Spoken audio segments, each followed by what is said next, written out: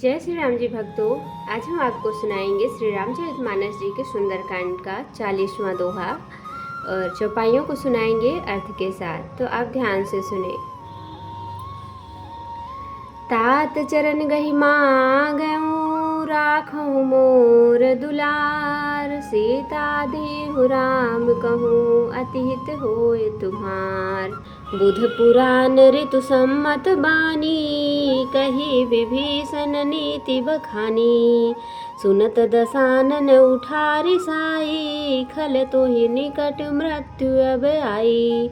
जियसि सदा सठ मोर जियावा, रिपुकर पक्ष मूढ़ तो ही भावा। कहसि न खल अस को जग माही, भुज बल जाहि जिता मैं नाही।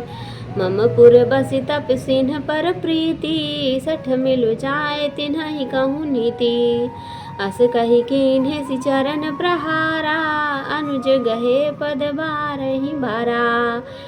उमा संत कई है बड़ाई, मंद करत जो करई भलाई।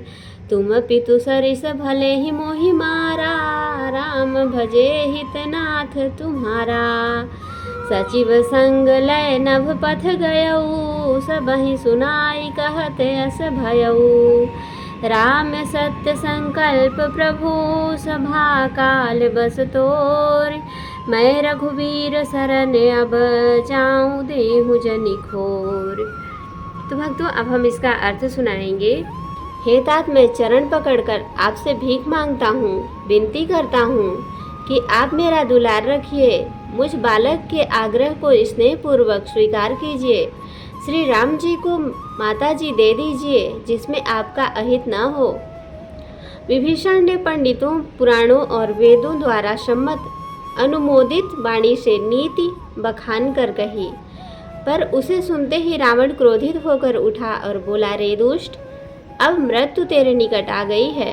अरे मूर्ख, तू जीता तो है सदा मेरा जिलाया हुआ, अर्थात मेरे ही अन्न से पल रहा है। पर हे मूढ़, पक्ष तुझे शत्रु का ही अच्छा लगता है। मेरे नगर में रहकर प्रेम करता है तपस्वियों पर। मूर्ख, उन्हीं से जा मिल और उन्हीं को नीति बता। ऐसा कहकर रावण ने उन्हें लात मारी, परंतु छोटे भाई विभीषण ने मारने पर भी बार बार उनके चरण ही पकड़े। शिव जी कहते हैं, हे उमा, संत की यही बड़ाई है, महिमा है कि वे बुराई करने पर भी बुराई करने वाले की भलाई ही करते हैं। विभीषण जी ने कहा, आप मेरे पिता के समान हैं, मुझे मारा तो अच्छा ही किया, परंतु आपका भला श्री राम जी को भजने में ही है। इतना कहकर विभीषण अपने मंत्रियों को साथ लेकर आकाश मार्ग में गए और सबको सुनाकर वे ऐसा कहने लगे। तो जय श्री राम जी भक्तों, आज के लिए इतना ही। अब हम अगले दिन सुनाएंगे आपको 41वां दोहा।